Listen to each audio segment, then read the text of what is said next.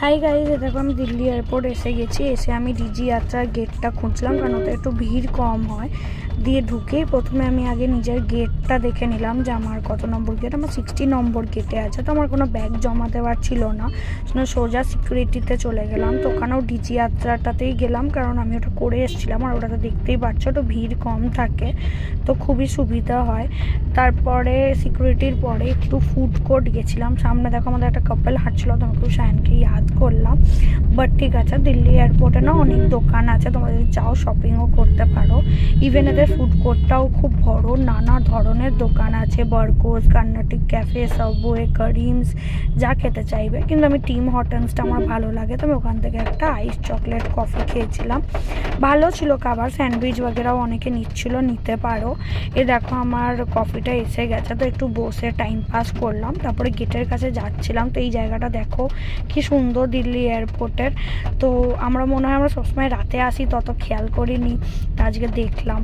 দিয়ে আমাদের বাস দেয়নি, এটা একটা ভালো জিনিস। প্রচণ্ড গরম দিল্লিতে, আর আমাকে সবসময় দুটো ল্যাপটপ ক্যারি করতে হয়, তো ওটা খুব ভারীও থাকে। ছোটোবেলা থেকে জানি না কেন এই ফ্লাইটে চাপার ফিলিংটা খুব ভালো লাগে, আজও ভালো লাগে এটা দেখলে।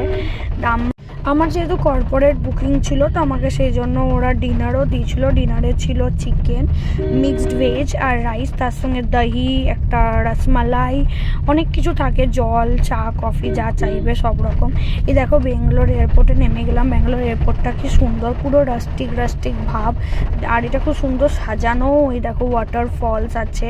আর এদের রুফটা না পুরো উডেন ফিনিশিং দিয়ে তৈরি, কি উড দিয়ে তৈরি জানি না, কিন্তু পুরো উডেন ফিনিশিং, তো খুব ভালো লাগে। আর এখানে ব্যাগেজ নেওয়ার জায়গাটাতেও দেখো কি সুন্দর হাতির মতন সাজিয়েছে, ভালো দেখতে। আমি কোনো ছবি টবি তুলিনি, কারণ রাত 1টা বাজছে, আমি খুব হাঁপিয়েও গেছিলাম। আমি খুঁজছিলাম যে ওলা উবেরের ইয়েটা কোথায়, সাইনবোর্ডটা। এখানে বেরিয়ে দেখছি হঠাৎ করে এয়ারপোর্ট থেকে কি দেখো কেমন বৃষ্টি হচ্ছে। তো আমি তো আরোই ওয়েট না করে কি এখানে বৃষ্টিটা বেড়ে যাবে বলে তাড়াতাড়ি করে উবারে চেপে গেলাম। এই উবারটা আমি উবার প্রিমিয়ার নিয়েছিলাম, তো আমাকে এরকম ন্যাপকিন বগেরাও দিয়েছিল। দিয়ে হোটেলে এসে আমার তো বুকিং করাই ছিল, তো ওরা আমাদেরকে 204 রুম দিয়েছিলো। আমি আগেও ওই হোটেলটায় থেকেছি, খুবই ভালো। আগেও দেখো ফার্স্ট ফ্লোরটায় ছিলাম, এরকম দেখতে ছিল। এবার আমি সেকেন্ড ফ্লোরে পেয়েছি একটু ভালো রুম।